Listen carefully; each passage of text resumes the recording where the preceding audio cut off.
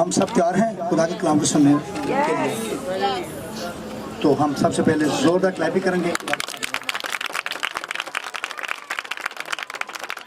तो खुदा अपने फरिश्तों को हवाएं और अपने खादमों के हाथ के शोला बनाता है। मैं दावत देता हूँ खुदा के शोला बयान खादम पास्टर परवेज साहब को, हम दुआ कर खुदा का कलाम सुनें। शुक्रिया। सब तशरीफ रखें।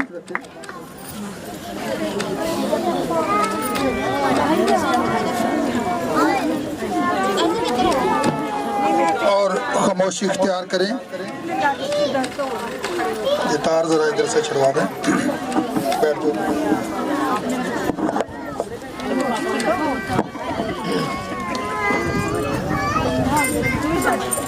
मेरे साथ आप निकालिए इमाल की किताब। जिन बेटियों के पास बाइबल मुकद्दस मौजूद है वो निकाले इमाल की किताब, उसका 10 बाब, उसकी 34 और 35 आयत पर हम गौर करेंगे।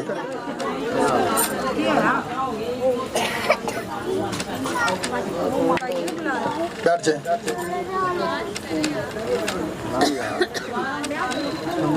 जी मिल गया। कोई भी बेटी पढ़ने में माँ बाप पढ़े बुलंद आवाज से।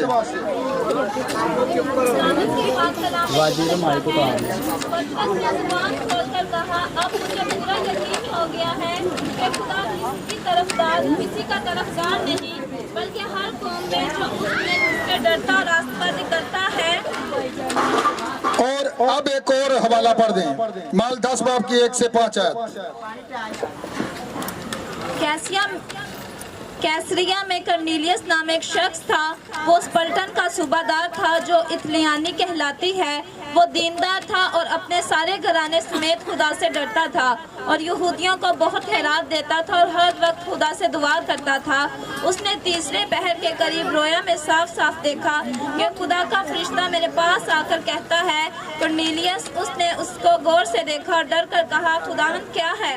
उसने उससे कहा, तेरी दुआएं और तेरी खैरात यादगारी के लिए खुदा के हुजूर पहुँच गई है। सब कहे आमीन। अब हम गौर करेंगे क्योंकि आज का जो हमारा अनवान है वो है खुदावंद का खौफ।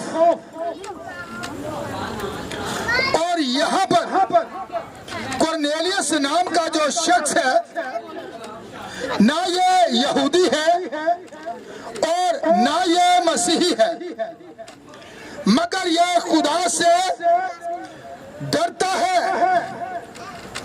और खैरात देता है। यहूदी लोगों की बड़ी रिस्पेक्ट करता है।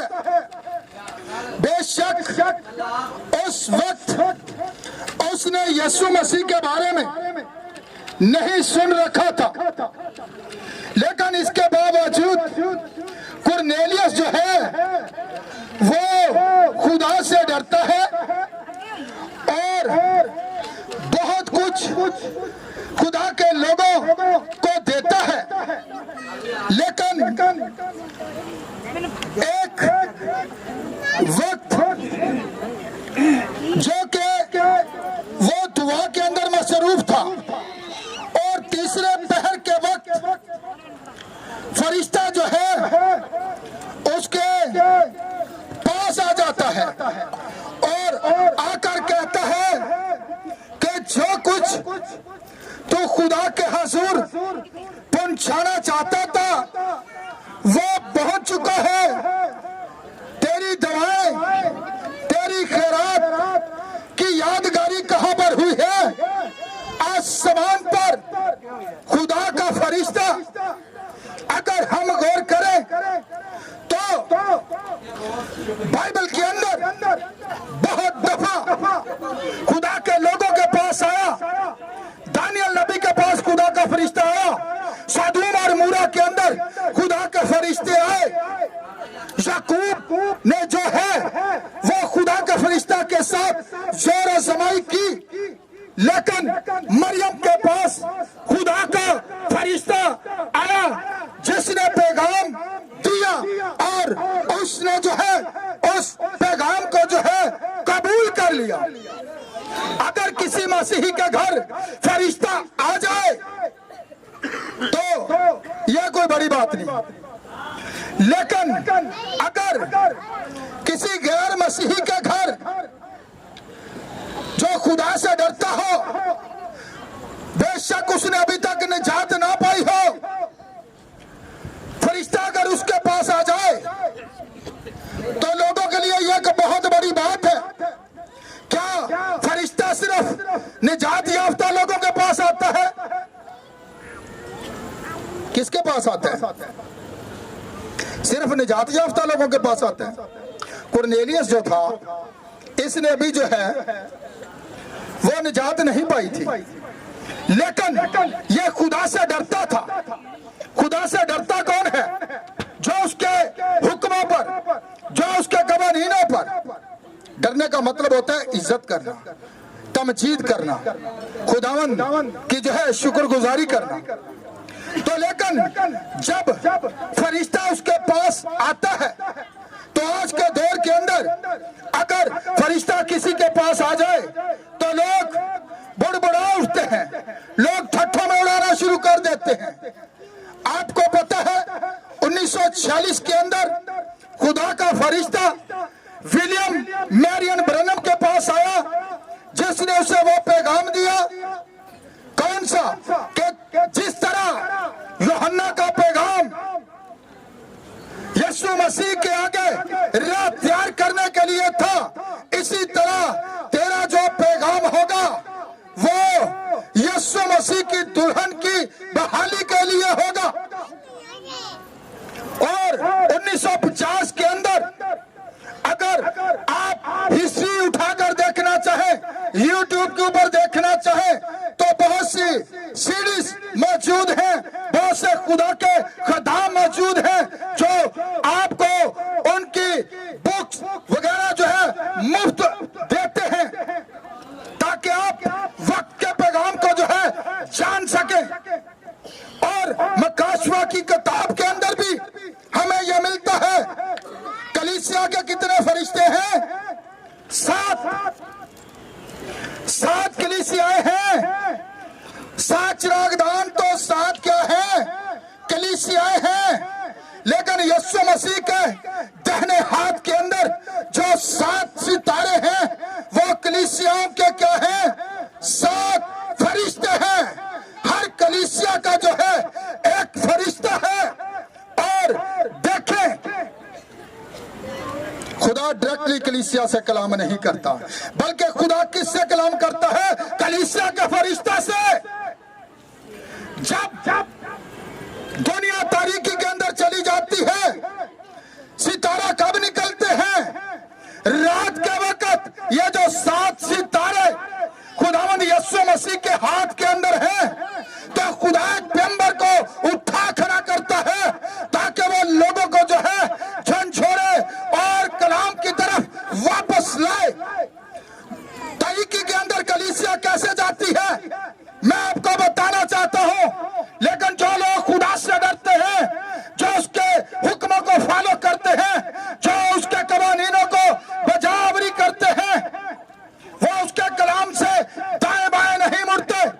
पैदाइश से लेकर मकाशवा की किताब तक आप चेक कर लें, क्योंकि खुदा ने जब भी कलाम किया अपने नबी का वसीला किया है। और आखिरी कलीसिया जमाने के अंदर भी खुदा जो है ये जो पैगाम देता है लौदीकिया की कलीसिया को, आखिरी फरिश्ता। कौन सा फरिश्ता? आखिरी फरिश्ता जो फजल के दौर के अंदर आता है। और आजकल के बहुत से ऐसे लोग हैं, जब उनसे बात की जाए तो वो ये बात कहते हैं कि भाई जी ये 7 खदाम हैं। अच्छा, तो फिर ये कौन से हैं? ये हमें पता ही नहीं है। लेकिन एक बात याद रखें, दानियल की किताब के अंदर ये बात हमें लिखी हुई मिलती है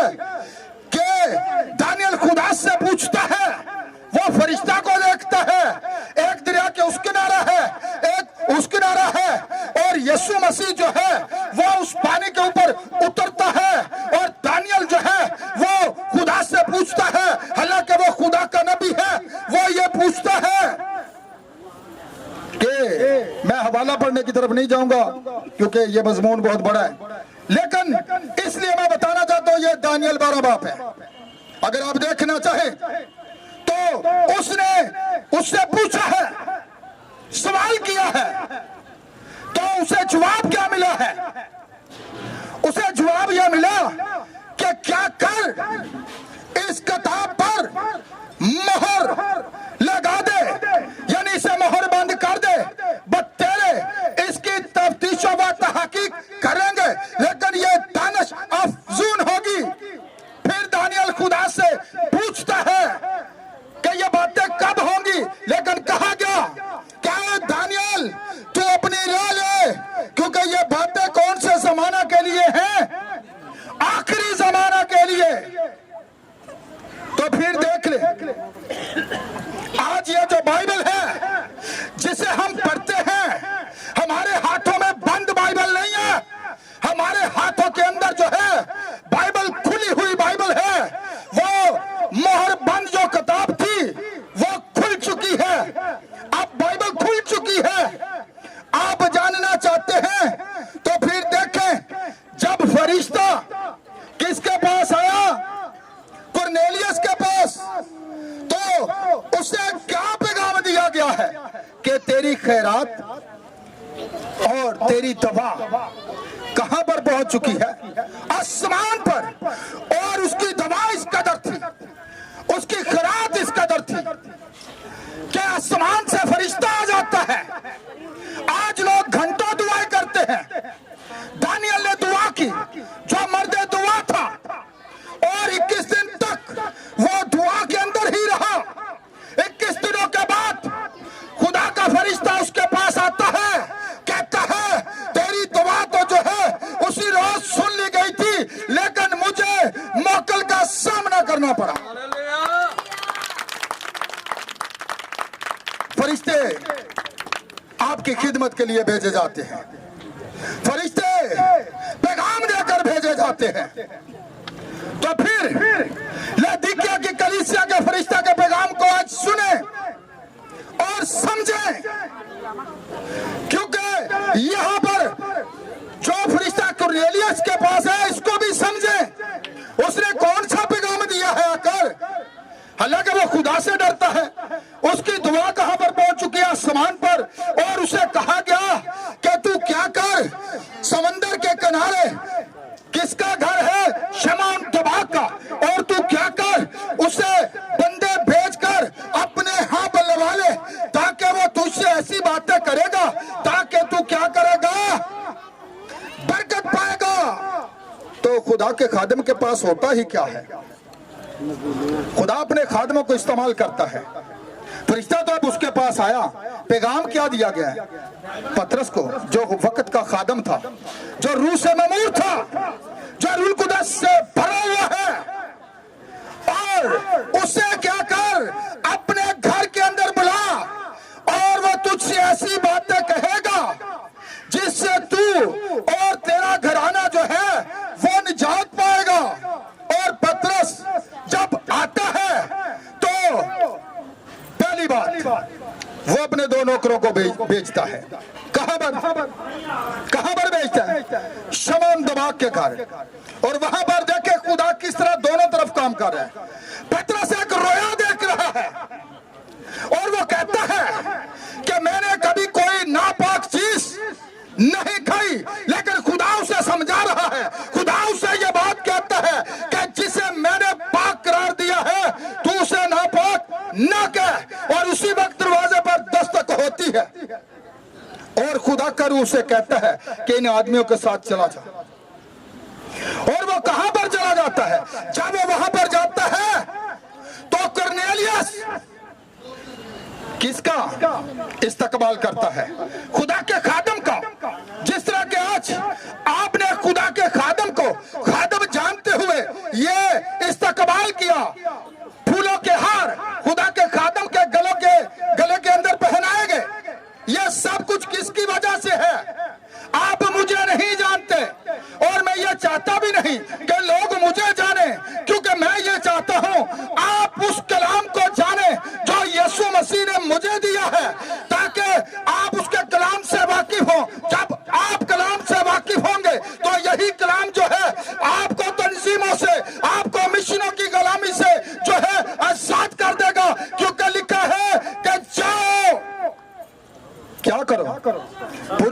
सामने अंजील की मनादी करो, लोगों को कलाम की तरफ बुलाओ। आज पतरस जदों दे घर गया तो उन्हें की जाके पेश किया है, अभी वो कलाम सुना ही रहा है तो रूहुल कुदस उन पर नाज़िल हुआ। अभी तक उन्होंने तौबा नहीं की, सिर्फ वो खुदा से डरते हैं। और जब वो कलाम कर रहा है तो रूहुल कुदस नाज़िल हुआ, लेकिन खुदा का एक मकसद है और वो ये है जो उससे डरता है, खुदा अपने खादम को, खुदा अपने फरिश्तों को उनके पास भेजता है, ऐसे वसाइल पैदा करता है ताकि उनकी नौबत जो है वो तौबा तक पहुंच सके, वो निजात पा सके। बेशक कुरनेलियस जो था उसने अभी तक निजात नहीं पाई थी, लेकिन खुदा के फरिश्ता ने कहा कि तू खुदा के खादम को अपने घर के अंदर बुला। और जब वो उसके घर के अंदर आया, उसका वेलकम किया गया और अभी वो कलाम की बातें वही कर रहा होगा कि मसीह यीशु किस लिए ज़मीन पर आया था, वो तेरे गुनाहों के लिए, वो मेरे गुनाहों के लिए सलीब पर मसलूब हुआ था और जो कोई उस पर ईमान लाएगा वो निजात पाएगा। और अभी वो ये कलाम की बातें बयान ही कर रहा है तो खुदा जो रूह कुदस है वही पर नाज़िल हुआ। तो फिर देखें रूहुल कुदस जो है जिन्हें खुदा भेजता है उनकी तस्दीक करता है कि ये दुरुस्त है। खुदा का खादम जो उसके घर के अंदर गया है खुदा का कलाम लेकर, तो फिर देखें खुदा तरस। पहले रूहुल कुदस कहां पर नाज़िल हुआ? 120 की जमात पर। वो कौन लोग थे? यीशु मसीह से आज सीखें कि किस तरह यीशु मसीह ने अपने हवारियों से, अपने शागिर्दों से, अपने डिसाइपल से यह बात कही थी कि ठहरे रहो जब तक तुम्हें आलमे बाला से कुव्वत का लिबास ना मिले। कि फिर जब 10वें दिन रूहुल कुदस नाज़िल हुआ तो फिर देख ले वहां पर बहुत से जो इलाका के लोग जमा थे, मुल्कों के लोग जमा थे, लेकिन वहां पर 120 की जमात भी है जो अलग है।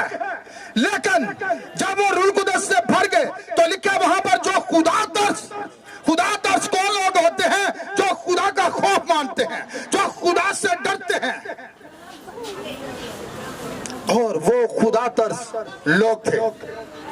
और जब पतरस रूह से ममूर होता है तो फिर वो क्या करता है? वो कलाम पेश करता है।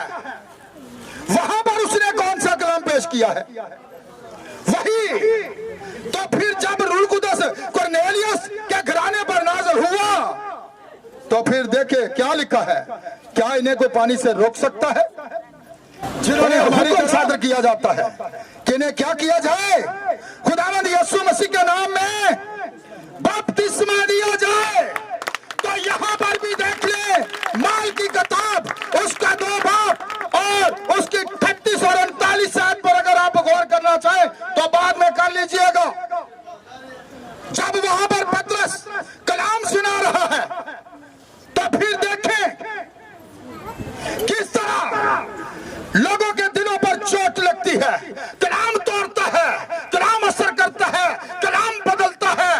बंदा किसी की जिंदगी को बदल नहीं सकता, बल्कि जब कलाम आता है, जब रूह की सूरत में आता है तो फिर जिंदगियां तब्दील होना शुरू हो जाती हैं। तो पतरस ने जब पहला वाइस पेश किया तो क्या हुआ? लोगों के दिल टूट चुके हैं। ते की आंदे ने आए भाइयों, ते कुछ लोग पता की आंदे ने पादरी साहब मैसेज बड़ा पावरफुल सी। अच्छा ते तौबा वाले पासे नहीं होना, निजात वाले पासे नहीं होना। पादरी की तारीफ करी जानी है, पादरी बड़ा अच्छा है। और सब तो अच्छा ते खुदा दा कलाम है। और सब तो बढ़ के ते वे, और सब तो पहले इज्जत एदी करो। लोग मैं एक घर के अंदर था तो वहां पर एक खादम भाई था, उसने कहा हम आपको जानते नहीं, आप कौन हैं? मैंने कहा मैं ये चाहता भी नहीं कि आप मुझे जाने, आप उसको जाने जिसने मुझे भेजा है। और उस पैगाम को जाने जिसे वो मेरे वसीला इन जिंदगियों तक पहुंचा रहा है। अगर इस कलाम से मैं हट कर कोई बयान कर रहा हूं तो आपको ये हक हासिल है कि आप कलाम से साबित करें, अगर नहीं तो फिर इसे कबूल करें। तो फिर देखें यहाँ पर पतरस के पास भाई आ चुके हैं और वो आकर क्या कहते हैं, जिनके दिल टूटे कि भाइयों हम क्या करें, जो खुदा तरस हैं, जो खुदा से डरने वाले हैं, वो रसूलों के पास आते हैं। वो आकर कहते हैं कि भाइयों बताओ हम क्या करें। आगे से जवाब क्या मिलता है, वही जो करनेलियस को दिया गया कि तुम में से हर एक अपने गुनाहों की माफी के लिए क्या किया करे, निजात के दिन आ जाए। आसमान दे उत्ते ते जमीन दे थले ते जमीन दे उत्ते कोई दूसरा ना ही नहीं जिदे वसीला निजात है, और वो नाम यीशु है। यीशु मसीह के नाम में क्या है, निजात है। यीशु नाम में शिफा है। यीशु नाम से बीमारियां जाती हैं। यीशु नाम से अंदर देखना शुरू करते हैं। यीशु नाम से लंगड़े चलना शुरू करते हैं। यीशु नाम से मुर्दे जिंदा हो जाते हैं। ये वो नाम है जिसके अंदर कुदरत और कुव्वत पाई जाती है। तो फिर सुने, आज उसने ये हुक्म दिया है। बहुत से मेरे खादम भाई ये बात कहते हैं कि ये सिर्फ उन लोगों के लिए था। जरा इन आयतों पर गौर करें। लिखा है ये वादा तुम उन यहूदियों से, और आगे लिखा है तुम्हारी लाद यानी तुम्हारी नस्ल से, और उन सब दूर के लोगों से भी है।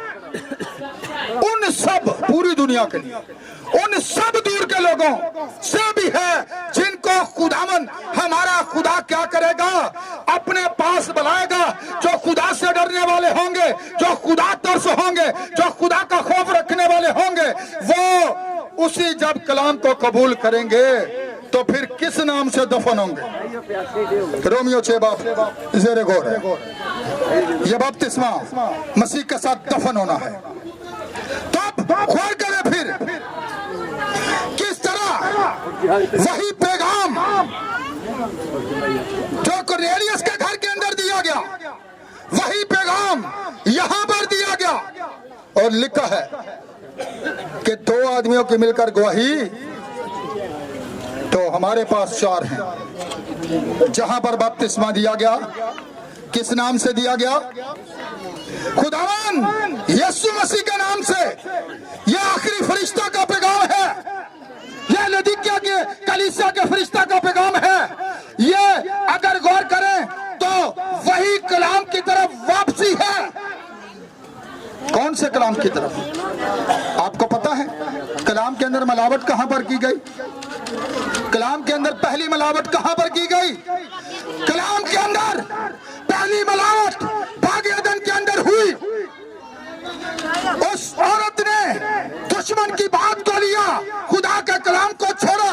वो ज़हीन बनना चाहती है, वो चालाक बनना चाहती है, वो होशियार बनना चाहती है।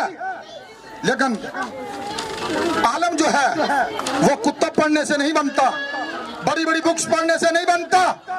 आलम बनता है तो बाइबल पढ़ने से बनता है।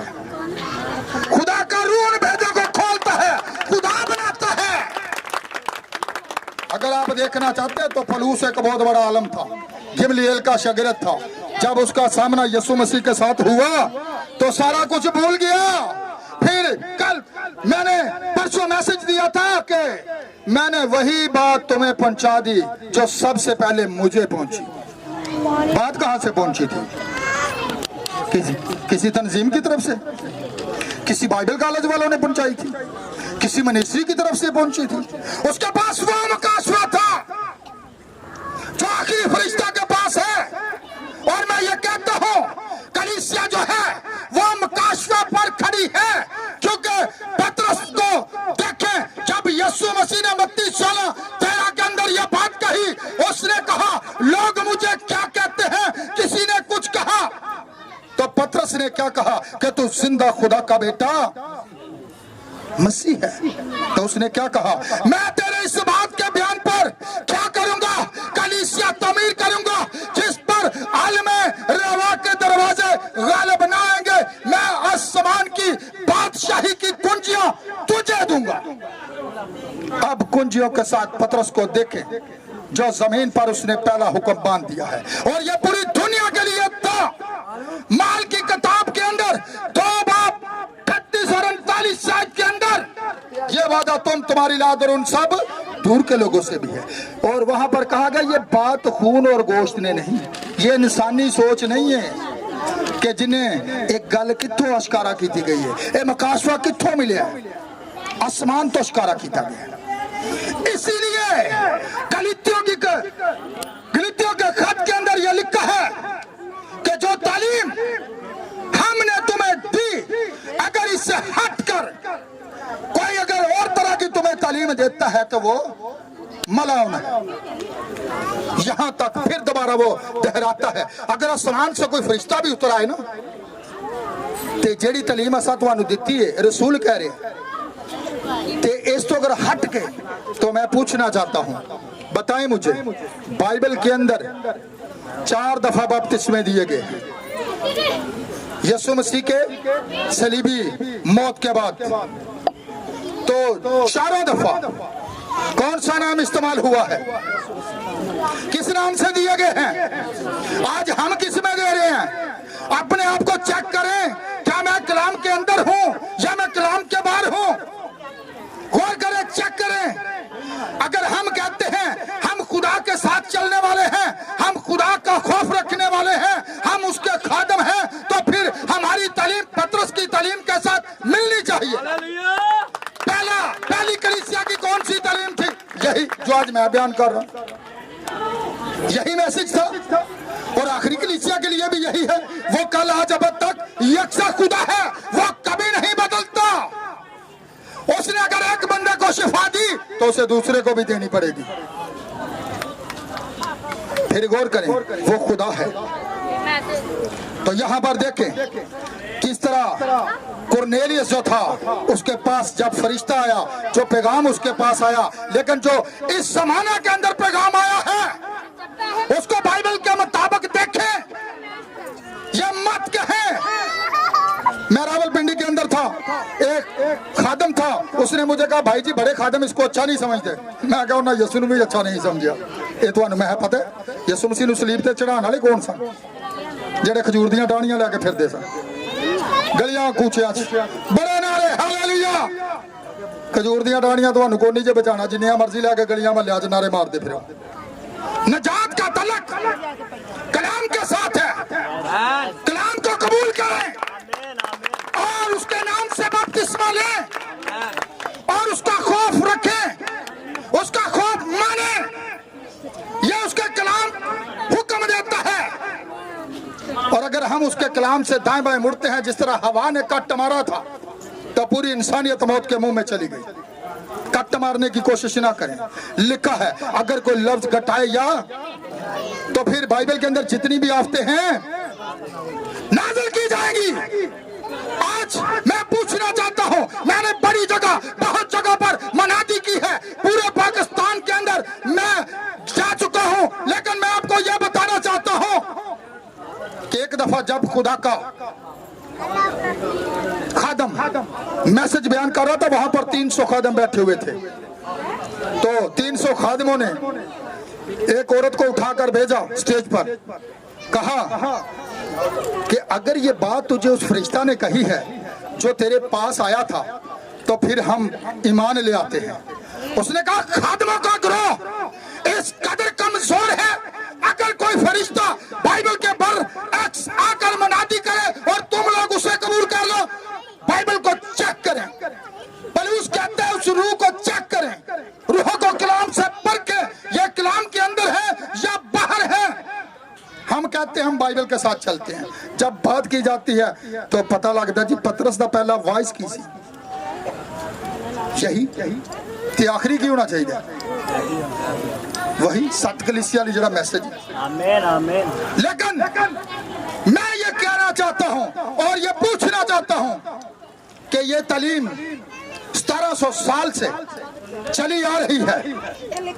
तारीख उठाकर देखें, पढ़ें, ये ना समझे एक खादम दूसरे खादम को सुनता है और आगे जाकर वही वो सुनाता है। ये खुदा का कलाम आपके हाथों में है। अगर आपको इसके बाइक का नहीं पता, आप दरमियान में खड़े हैं, आप एक चीज को प्रीच कर रहे हैं, आप लोगों को सिखा रहे हैं, तो अदालत वाले दिन ये कलाम आपको मुजरम ठहरा देगा। और खुदा का नबी कहता है उस रोज मायूसी किन्हें होगी, कौन लोग पछताएंगे। कसबी को पता है मैं कसबी हूँ, गुनाहगार को पता है मैं गुनाहगार हूँ, पछताना उन लोगों को होगा। मत्ती के इंजील के अंदर लिखा है उस रोज पर तेरे आएंगे, कहेंगे खुदावन मैं तेरे नाम तो बड़े बड़े बड़े मौजूजे नहीं कीते, अच्छा तेरे नाम तो बदरुआ नहीं कटिया, अच्छा तेरे नाम तो मैं नबूवता नहीं कीतियां। जवाब सुन ले फिर यीशु दा, आबद करो मेरे पास से चले जाओ, मेरी कभी तुमसे वाकफियत ना थी। वाकफियत अगर बनाना चाहते हैं तो सच्चाई से आज वाकिफ हो। सच्चाई आजाद करती है, सच्चाई जो है आपको उस मकाम तक ले जाती है।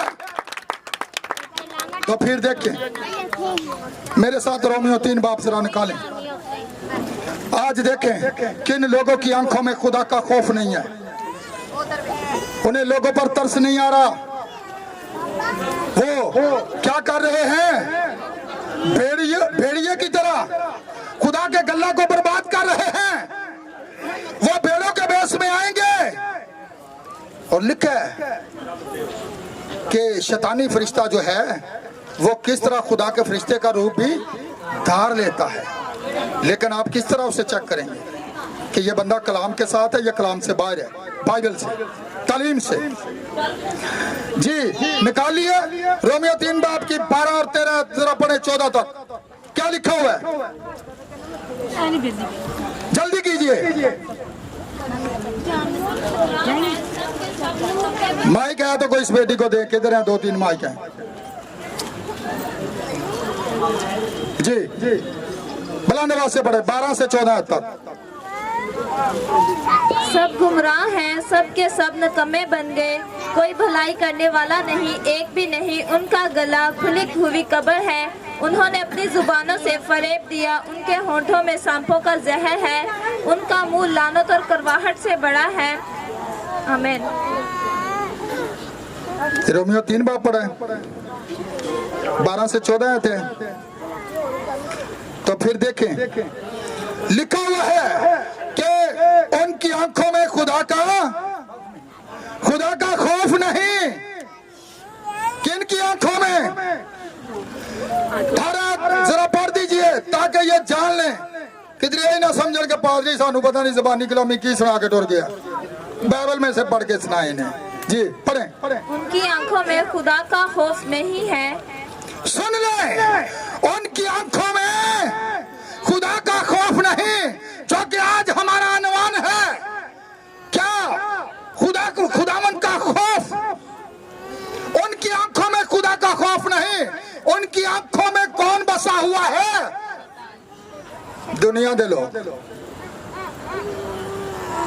अगर तेरी आंख दुरुस्त है, यीशु मसीह ने कहा, तो तेरा सारा बदन भी रोशन होगा।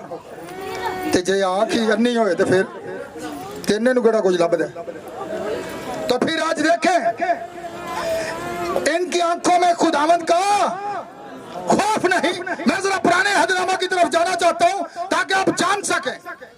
अभी मलक जो कि एक मुल्क का बादशाह था, और जब अब्राहम उस इलाका से गुजरने वाला था तो उसने यह समझा कि यहाँ पर खुदा का खौफ नहीं होगा। लेकिन मैंने पहले बताया खुदा से डरने वाले लोग हर जमाना के अंदर पाए गए हैं। कुरनेलियस बेशक मसीही नहीं था, बेशक यहूदी नहीं था, लेकिन खुदा से डरता था।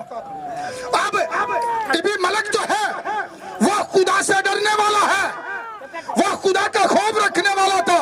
लेकिन ये अब्राहम का ख्याल था कि हो सकता है कि मेरी बीवी जो है ये बड़ी खूबसूरत है, तो ऐसा ना हो कि वो बादशाह इसे ले ले और मुझे इसके स्वाब से मार डाले, हलाक कर दे, कत्ल कर दे।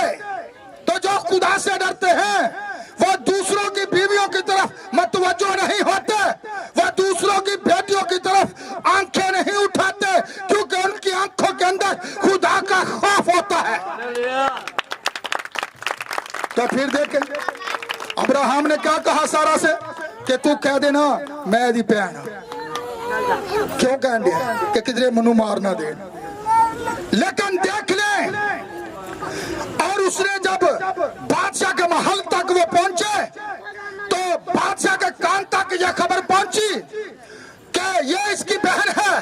तो बादशाह ने चाहा कि मैं इससे शादी कर लेता हूं, मैं इससे निकाह कर लेता हूं। तो फिर देखें, खुदा से जो लोग डरते हैं खुदा उन्हें गलत कदम उठाने नहीं देता।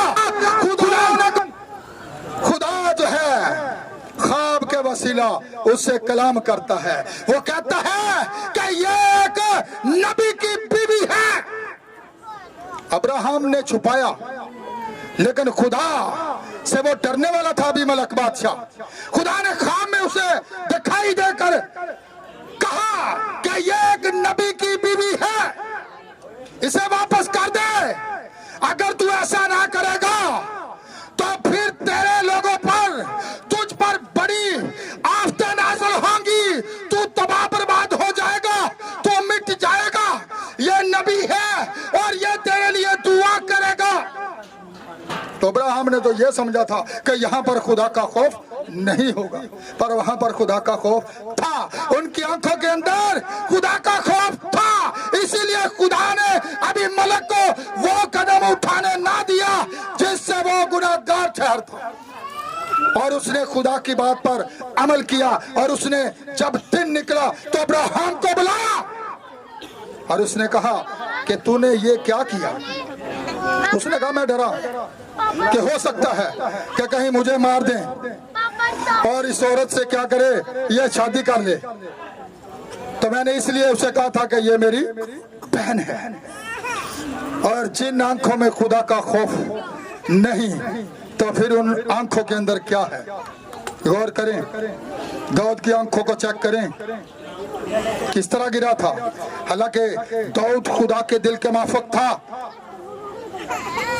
आज अपनी आंखों को चेक करें, हमारी आंखों में खुदा का खौफ है या कि नहीं है।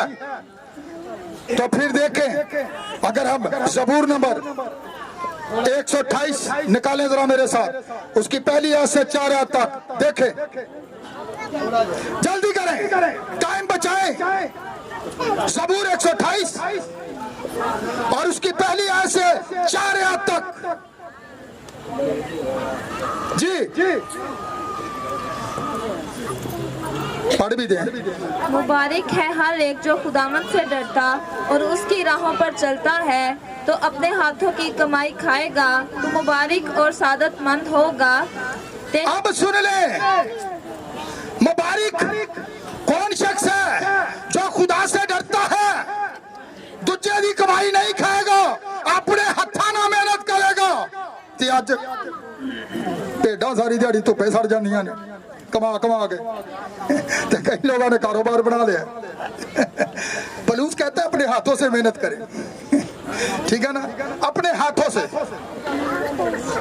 तो देखे, ऐसी बरकतें उसी आदमी को मिलेंगी जो खुदा से डरता है। इमसाल पहला बाब उसकी 7 आयत निकाल के पढ़े, वहां पर क्या लिखा हुआ है। खौफ का तलक से जो खुदा से डरते हैं, ऐसी बरकतें उनको मिलती हैं। वो अपने हाथों का फल खाते हैं, अपने हाथों की कमाई खाते हैं। इमसाल, जल्दी करें।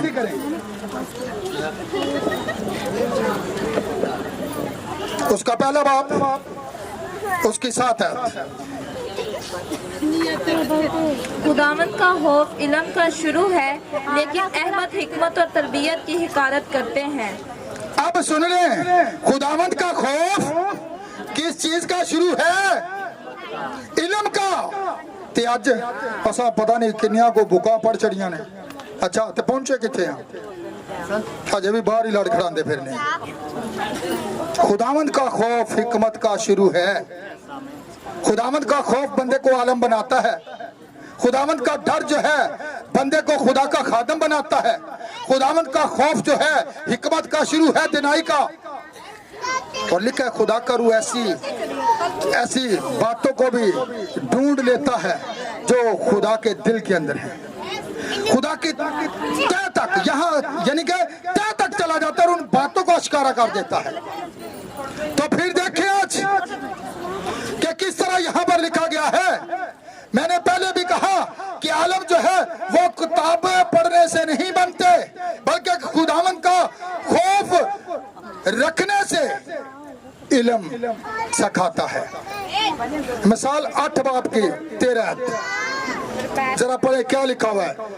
खुदावंद का खौफ बदी से, पढ़े जरा जी, पढ़े।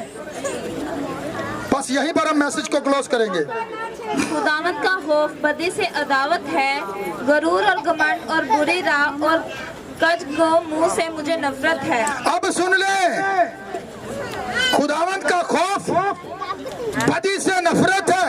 ते असी इंग्लिश भी बोली जाने, पश्तो भी बोली जाने, ते फारसी भी बोली जाने, ते शाम को आके असी बड़े बड़े ईमानदार होने पादरी के सामने, पादरी साहब मैं फलाने घर गया सा दुआ कर। अच्छा भाई जी मैं तुहाडे घर गया हाँ, ते बच्चे दसदे ने ते गालां ही बड़ियां कढदे, दूजियां नूं बचांदा फिरदा ते आप डुੱਬਿਆ फिरदा, आप ही नेरे च ते लोकां नूं रोशनी देंदा फिरदा। कदी वेख्या जे कि नेरे विचों रोशनी बाहर आए हैं? पहले खुद खुदावंद का खौफ। पौलुस रसूल एक हमारे लिए नमूना है, कुरनेलियस हमारे लिए एक नमूना है, खुदा का खादम पतरस हमारे लिए एक नमूना है, लौदीकिया की कलीसिया का फरिश्ता हमारे लिए एक नमूना है। जो खुदावंद का खौफ रखते हैं उनकी उम्र भी जमीन पर दराज होती है। फिर गौर करें कि किस तरह इमसाल 10 बाब की 27 पढ़े क्या लिखा हुआ है। अगर आप लंबी उम्र जीना चाहते हैं, किन्ने लोग ने जो लंबी उम्र जीना चाहते, बंदा तो जाना ही नहीं चाहता मैं जमीन नूं छड्ड दियां, कोई भी मरना नहीं चाहता, लेकिन मसीह च मर जाओ। गीत गाने ना, एक बारी दे विच मसीह दे तेनू मरना पैना है, कोल करार मसीह ना कर ले, सुख दा साह जे तू लेना है। तो फिर सुने आज क्या लिखा हुआ है।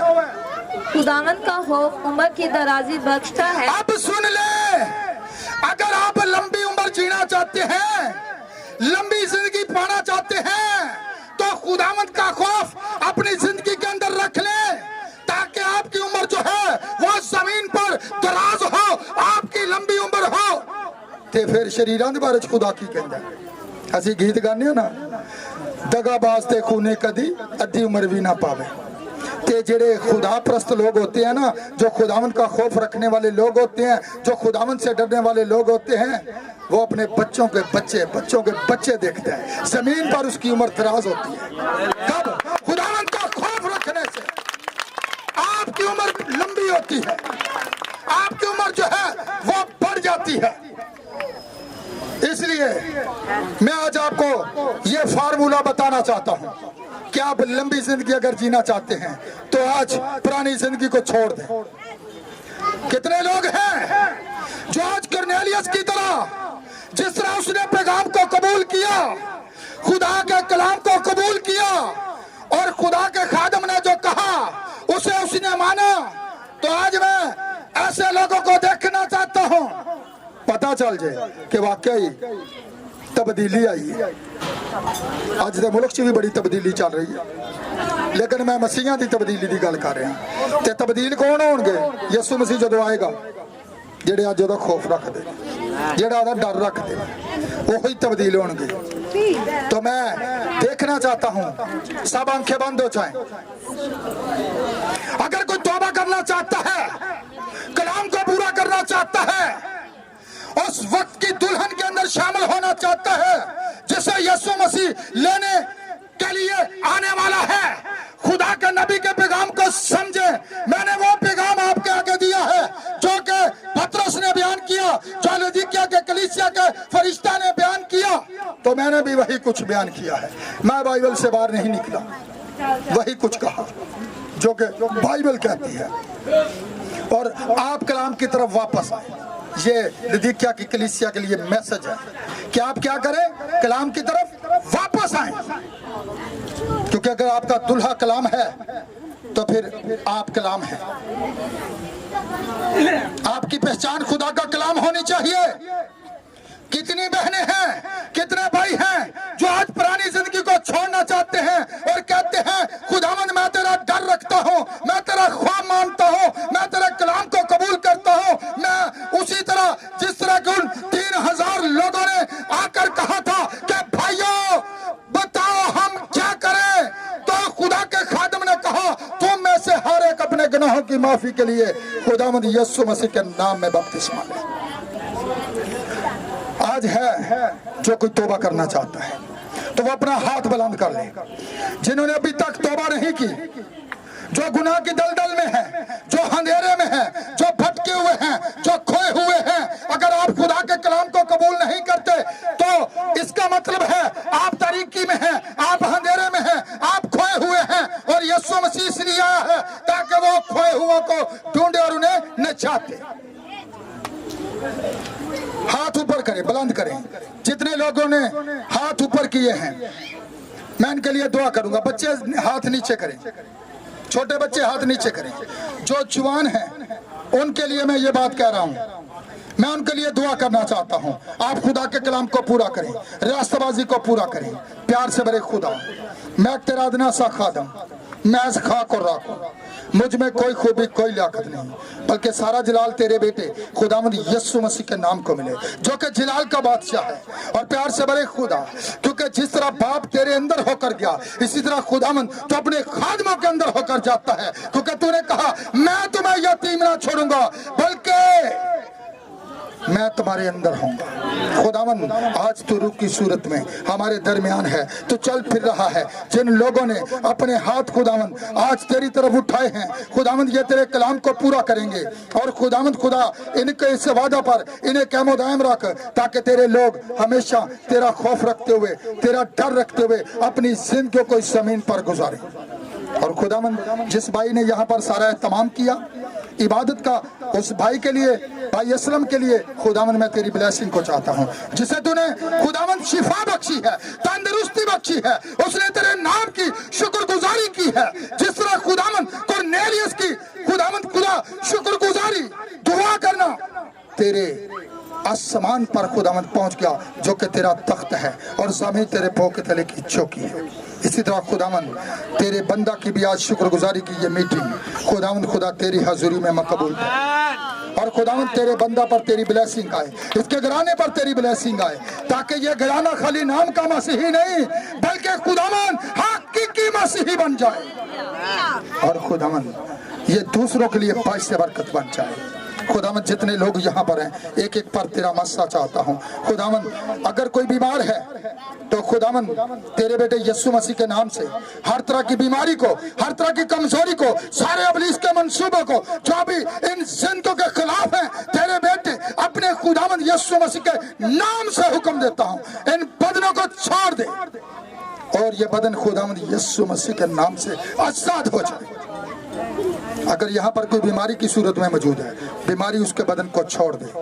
जिस तरह तेरे खादिम ने कहा सोना चांदी तो हमारे पास है नहीं बल्कि जो कुछ हमारे पास है वो हम तुझे दिए देते हैं। खुदावंद जो कुछ हमारे पास है, हमारे पास तेरा पाक रूह कुदस है, तेरा कलाम है। खुदावंद हम इन लोगों के लिए दुआ करते हैं खुदावंद तेरा पाक रूह कुदस इन बदनों को छू और ये बीमारियों से शिफा पाए। और खुदावंद अब मेरा ईमान है जो कुछ मांगा सो पा लिया खुदावंद यीशु मसीह के नाम से आमीन। मीटिंग का बाकी